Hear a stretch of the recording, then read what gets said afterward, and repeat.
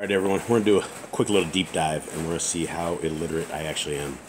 So this is a research article. It is from doi.org, 10.33, fnut.2021, F787225. Okay, this is a bunch of science dudes, and this paper is extremely hard to read, and I've read it, and I can give you the gist of it and what I was actually trying to get to. What these guys were trying to figure out is this, and you will see what I mean when I start reading this. But the first thing you should know, and I'll take you to a little part right here. The only thing that you really need to understand real quick is that para-X-ethene is essentially what caffeine burns off at. So essentially, we'll just read this part real quick. Caffeine is the most frequently consumed psychostimulant worldwide. After an acute PO administration, 99% of the caffeine is rapidly absorbed within 45 minutes, which brings the peak plasma concentration of caffeine at 1 to 2 hours after the intake. The average half-life of caffeine after an acute consumption is 2.5 to 5 hours. While it can be modulated by the ingested doses, smoking, genetic variants, health status, oral contraceptives, and pregnancy, and various other factors, approximately 84% of the caffeine is transformed into paraxanthine. I don't know if that's right.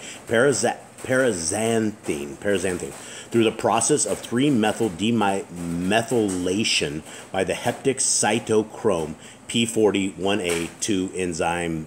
CYP1A2. Okay, that's it, right? So essentially what you end up with, you don't end up with caffeine in your system. You end up with this stuff right here, paraxanthine. I got to get that right.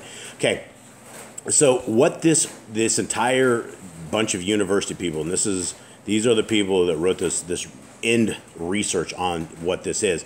It's the University of Psychiatric Clinics, Basel in Switzerland, and it's like places like the Research Platform, Molecule and Cognitive Neurosciences, Neuropsychiatry, and Brain Imaging, University Psychiatric Clinics. So it's all a bunch of brain people, right? So this is what it is. And these are all the scientists in on this. And what they are trying to figure out is if you're drinking caffeine and it turns into this paraxanthine, does it ever leave your body by the time you intake another drink in the morning? And so this is an interesting read. Okay, so take it for what it is. Caffeine elicits widespread effects in the central nervous system and is the most frequently consumed psychostimulant worldwide. First evidence indicates that during daily intake, the elimination of caffeine may slow down, and the primary metabolite, paraxanthine, may accumulate. The neural impact of such adaptations is virtually unexplored. In this report, we leverage the data of a laboratory study with N equals 20 participants and 3 within subject conditions. Caffeine at 150 milligrams of caffeine times 3 times a day times 10 days. There was a placebo group that had 150 milligrams mannitol, whatever that is, times 3 days times 10 days. And the acute caffeine deprivation group, caffeine times 9 days afterward, placebo 1 day. So when so anyway, on day 10, we determined the course of the salivary caffeine and paraxanthine using liquid chromatography, mass spectrometry, coupled with tandem mass spectrometry. We assessed gray matter, so GM, remember that part, GM intensity in cerebral blood flow, CBF, after acute caffeine deprivation as compared to changes in the caffeine condition from our previous report. The results indicated that the levels of paraxanthine and caffeine remained high and were carried overnight during daily intake, and that the levels of paraxanthine remained elevated after 24 hours of caffeine deprivation compared to placebo. After 36 hours of caffeine deprivation, the previously reported caffeine-induced GM reduction was partially mitigated, while CBF, which is the cerebral blood flow, was elevated compared to placebo. Our findings unveil that conventional daily caffeine intake does not provide sufficient time to clear up the psychoactive compounds and restore cerebral responses even after 36 hours of abstinence. They also suggest investigating the consequences of a paraxanthine accumulation during daily caffeine intake. Okay, so essentially this stuff is building up in your system, and at some level you may probably never sleep well, is what I kind of got from that. This is all a whole bunch of really, really hard stuff to read. And where I was wanting to go is down here a little bit. Gray matter, 40 hours. Because a lot of you guys right now are, I know, including my wife, they are having headaches and things of this nature. And so, let's see. Let's see where this is. The present study estimates the kinetics of caffeine and parasitic response to GM could be a typical. Let's see. So there was a point I wanted to. Daily repeated intake of caffeine is a very common phenomenon, occurs in adults. Okay, so this is not it. This is a really good read. I will absolutely leave the links in there. Is this it? Long-term neurocognitive. So here we go. So early GWAS did not support the association between. No, that's actually not it. Hold on. This is where it gets really crazy because we should recover. Withdrawal. Okay, so this is very interesting. Withdrawal responses commonly occur after discontinuing regular caffeine intake. While our reports elsewhere have discussed in detail the implications of cerebral effects of caffeine, the current analysis further added that these changes might take longer than the interval of day-to-day intakes to recover. We corroborated the caffeine cessation-induced vasodilation by the elevated CBF, which could be attributed to the enhanced adenosine modulated vasodilation after chronic caffeine exposure, was also frequently observed during increased sleep pressure, such as in the evening compared to morning, and sleep restriction and sleep deprivation. In line with the literature, the cognitive responses in the same volunteers reported elsewhere included reduced vigilance, increased sleepiness, and enhanced sleep depth, confirmed that the participants were experiencing a solid withdrawal state. There was something else in here. There it is. Is this it? Okay, so this is how they're actually talking about like getting off of it.